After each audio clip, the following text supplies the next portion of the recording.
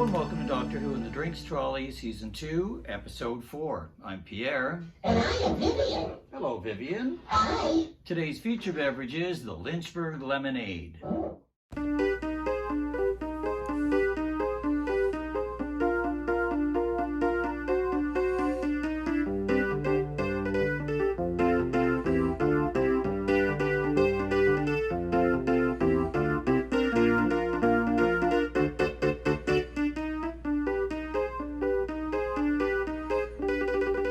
Cheers!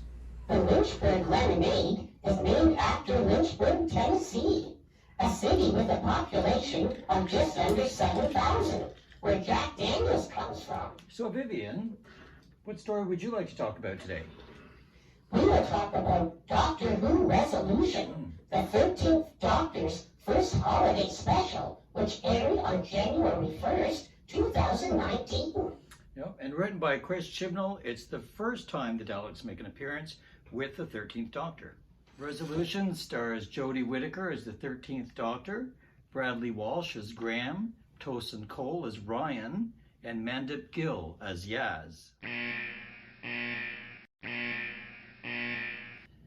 Our story opens in the 9th century where three opposing armies join forces to fight an alien foe. They cut the creature into 3 pieces. Why not just destroy it? You humans can be so silly. You are just setting yourselves up for a disaster. Probably. But as it is, each army takes one person to be custodian over their third of the creature. They travel to the far ends of the earth to bury their bits. One piece is buried and guarded in Siberia.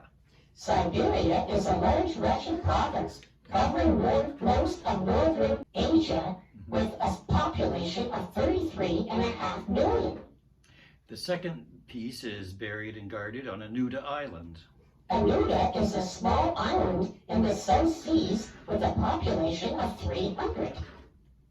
And the third piece, well, this custodian gets shot down in what is to become modern-day Sheffield.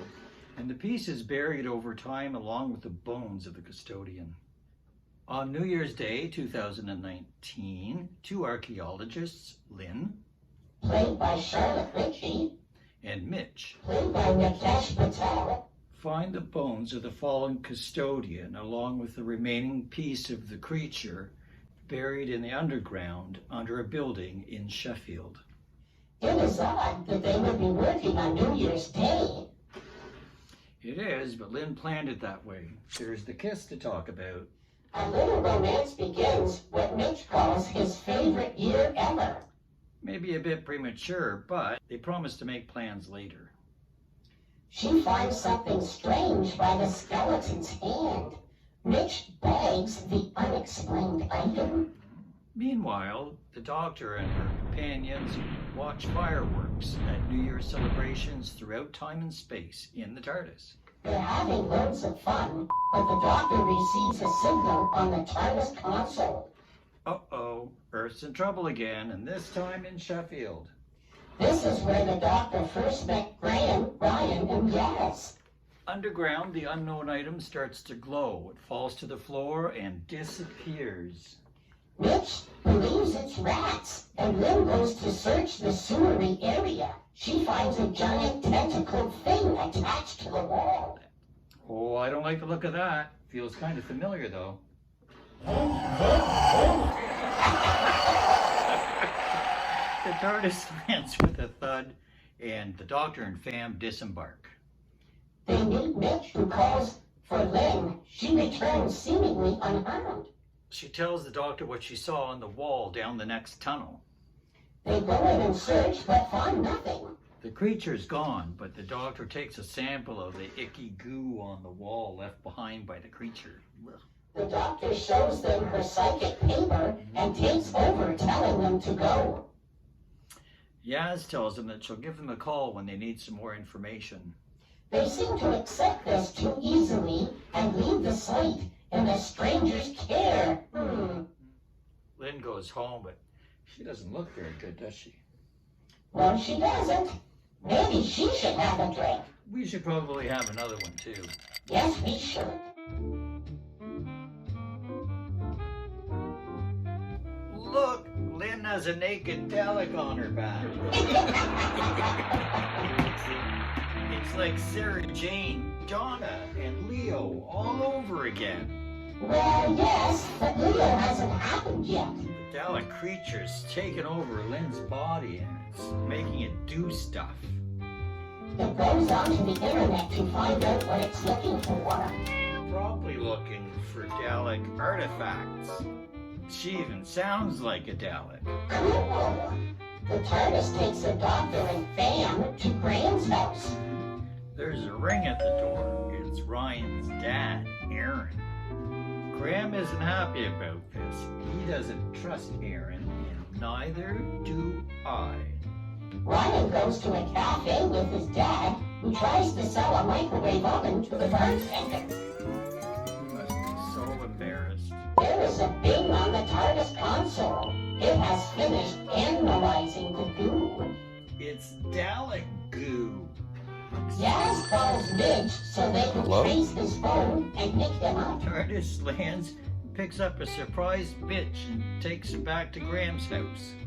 The Doctor is able to trace the Dalek using its DNA or something or another.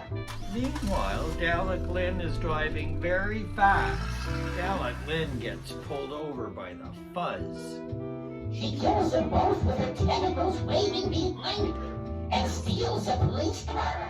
Off she goes, faster than Bo and Luke Duke. The Dukes of Hazzard was an American family comedy, narrated by Waylon Jennings. It was first aired in January 26, 1979.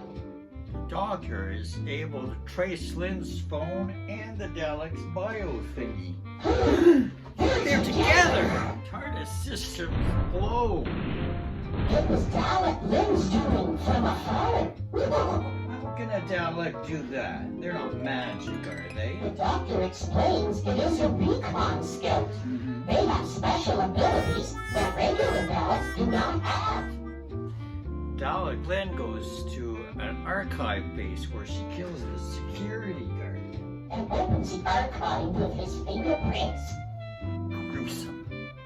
Inside, she retrieves a Dalek gun and some other bits and bobs. She claims the Earth is now the property of the Daleks. But the Doctor is clever and makes a hologram of Lynn so they can talk to each other from a distance.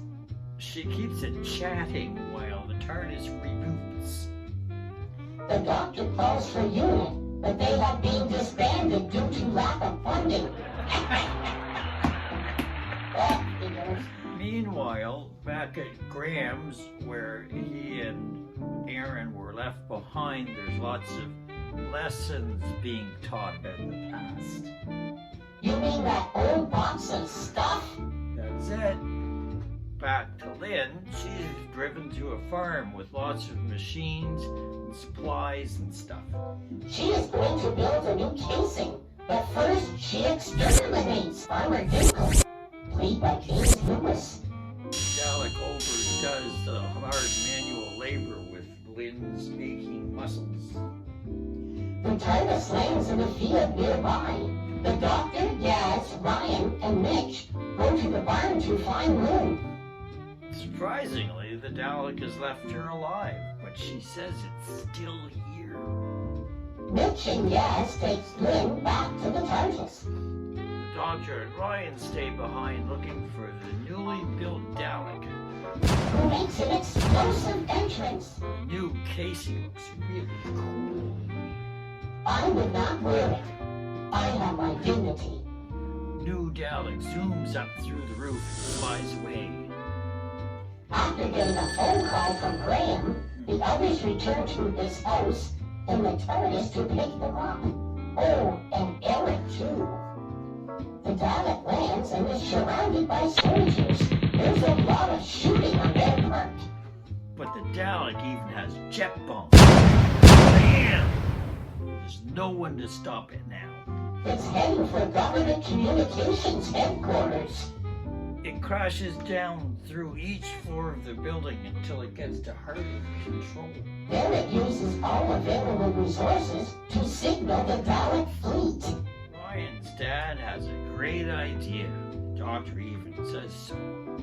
Something about cycling up and down in the microwave thing. I don't know. The TARDIS arrives at the GCH with 7 people on board. They only have 9 rails until the signal's ready to send. The doctor can't remember how long a rail is.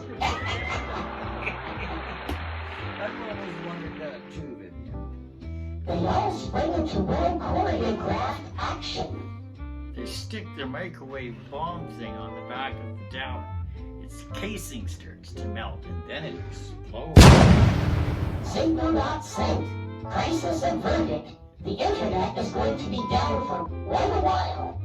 But wait! It made it out of its casing just in time before the explosion, and now it's attached itself to Aaron.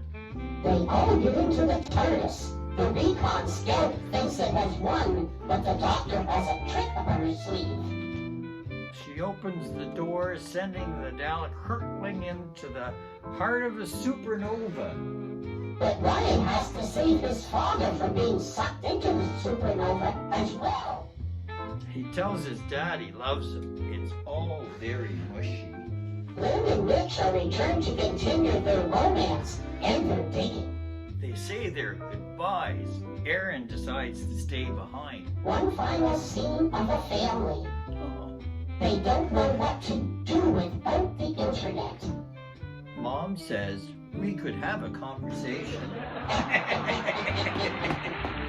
Just like at the end of another exciting tale in the legend that is Doctor Who. The Doctor, Graham, Ryan, and Yaz are off on new adventures. That's it for today. We hope you enjoyed it. Don't forget to like and subscribe. Let us know what Doctor Who stories you'd like us to discuss in the comment section down below. Join us next time for an old pal cocktail and Doctor Who Vengeance on Veros. I'm Pierre. And I'm Vivian. See you next time.